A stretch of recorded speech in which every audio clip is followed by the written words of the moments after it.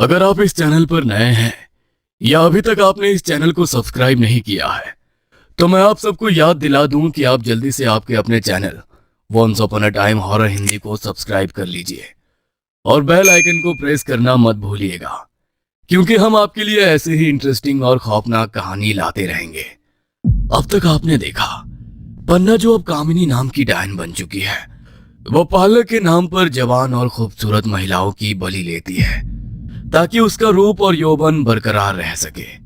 गोरखपुर शहर में पार्लर खोलकर कामिनी डिंपल और उसकी मां को अपने जाल में फंसा तो लेती है, लेकिन वो नहीं जानती थी कि इस बार वो खुद जाल में फंसने वाली है। बड़े मंदिर में बैठने वाले पंडित जी चालाकी से कामिनी डायन की चोटी काट लेते हैं। चोटी काटने के बाद कामिनी की स्थिति एक निहत्थे सिपाही जैसी हो गई थी, जो चाहकर भी उस क्षण पंडित जी का सामना नहीं कर सकती थी। उस क्षण तो कामिनी पराजित होकर वहां से चली जाती है, लेकिन वो कहावत तो आपने सुनी होगी ना कि डायन जो एक बार किसी के पीछे पड़ जाए तो 7 पुश्तों तक भी पीछा नहीं छोड़ती। फिर पंडित जी ने तो कामिनी की चोटी काटी थी। एक डायन के लिए उसकी चोटी उसके सम्मान की तरह होती है। उसकी चोटी को हाथ लगाना मतलब डायन को ललकारना। अब आगे 6 महीने बीत चुके थे। इस बीच डिंपल को ऐसा कुछ भी महसूस नहीं हुआ था जो असामान्य हो। डिंपल, उसकी मां, यहां तक कि पंडित जी ने भी इस बात को स्वीकार कर लिया था कि उन्होंने कामिनी डायन को हरा दिया है और कामिनी अपनी जान बचाकर उनका शहर छोड़कर भाग चुकी है। हर रोज रात के तकरीबन 8:30 बजे पंडित जी मंदिर में पूजा अर्चना करके मंदिर के द्वार बंद करने के बाद अपने घर की ओर निकल जाते हैं। कुछ दूर चले होंगे कि अचानक उन्हें किसी छोटे बच्चे के रोने की आवाज सुनाई देने लगती है। हरिओम, ये किसका शिशु रो रहा है? कहीं ऐसा तो नहीं कि किसी ने झाड़ियों में बच्चों को लावारिस छोड़ दिया हो? बच्चे की लगातार दिल को झकझोर देने वाली रोने की आवाज सुनकर पंडित जी का कलेजा फटा जा रहा था। तेज चाल से चलते हुए वे सड़क की बाईं ओर बने मैदान की तरफ अपने कदम बढ़ा देते हैं। ये मैदान बरसों से यूं ही खाली पड़ा था। ये खाली पड़ी जमीन में मौसमी पेड़ पौधे और घने वृक्ष उगाए थे, जिसके कारण रात के अंधेरे में ये मैदान किसी घने जंगल की तरह नजर आता था। बेचैन होकर पंडित जी घने जंगल में आगे बढ़ते जा रहे थे।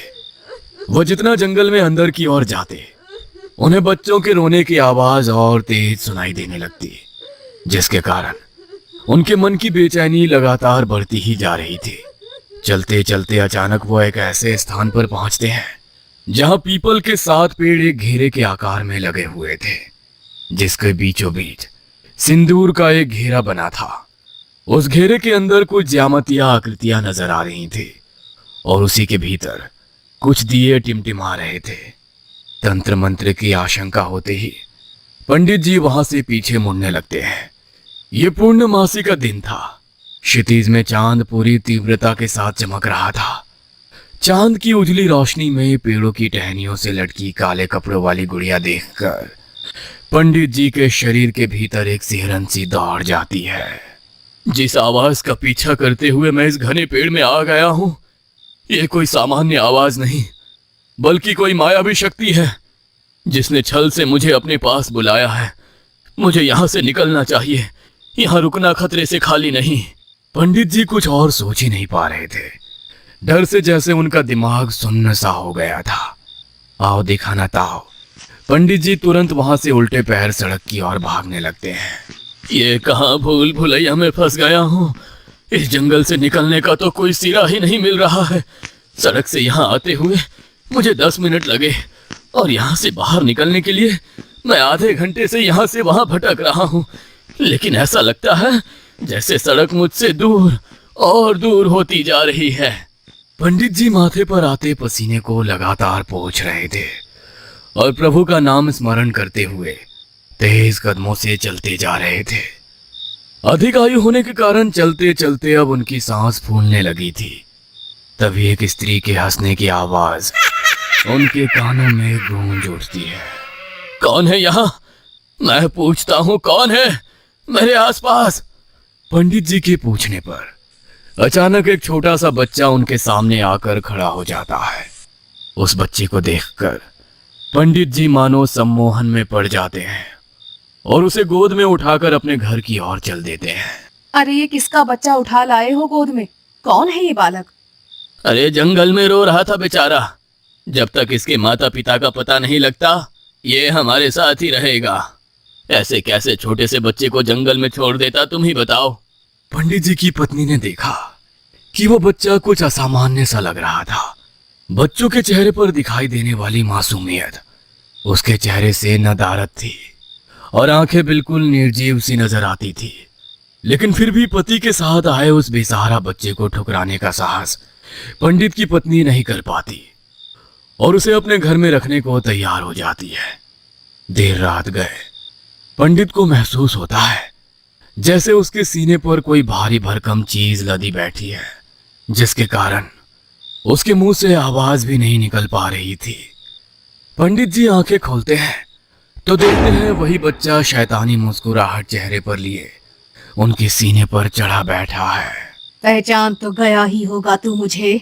मैं वही हूँ जिसकी तूने चोटी काटी थी।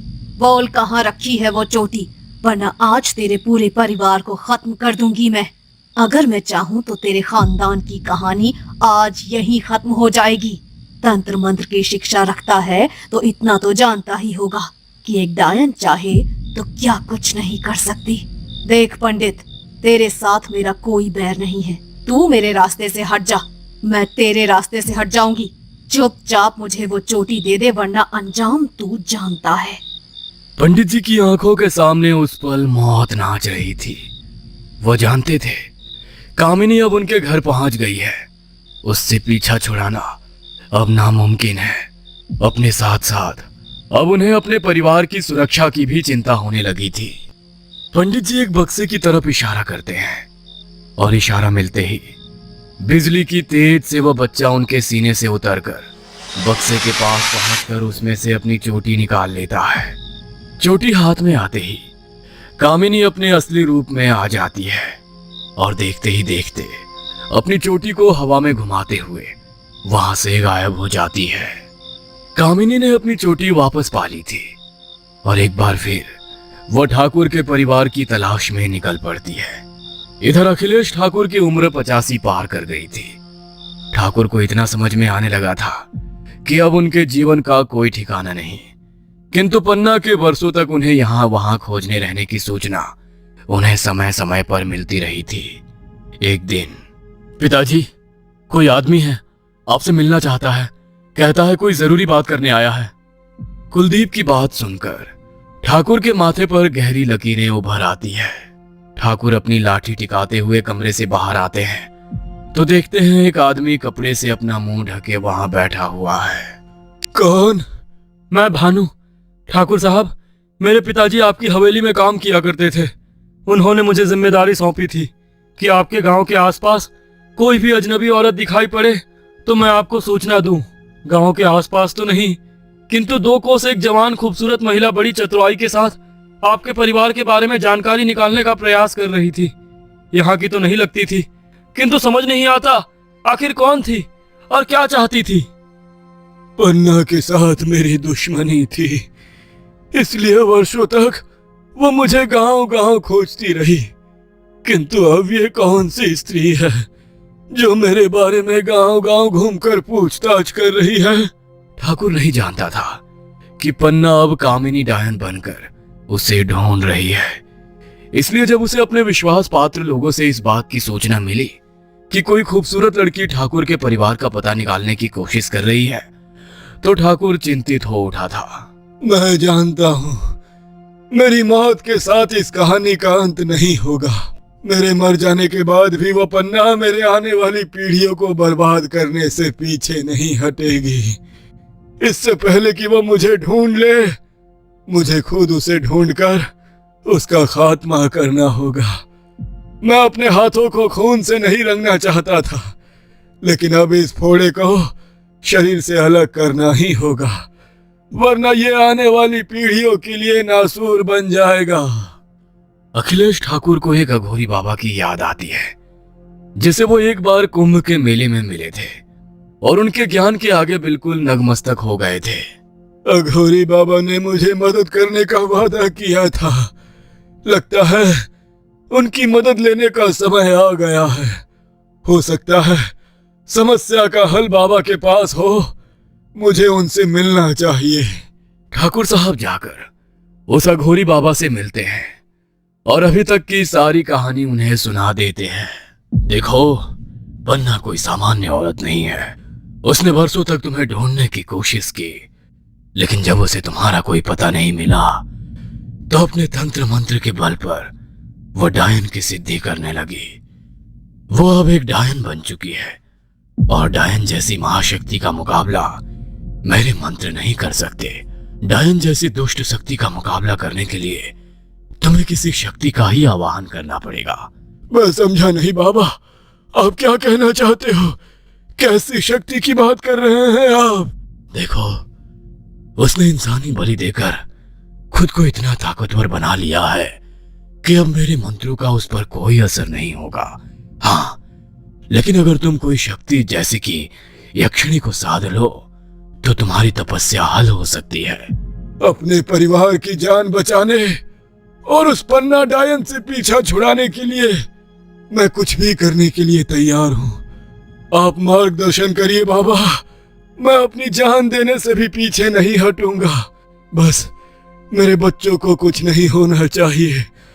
थक गए हैं हम बरसों से भागते भागते।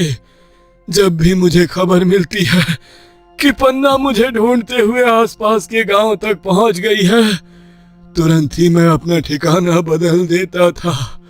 लेकिन कब तक?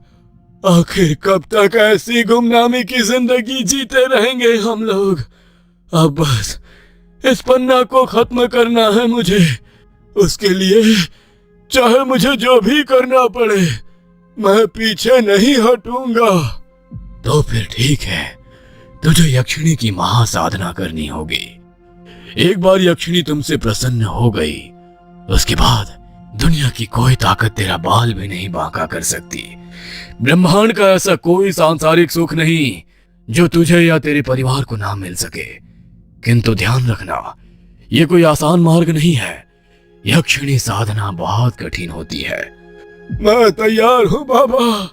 अधिक से अधिक क्या होगा? मेरे प्राण ही तो चले जाएंगे ना।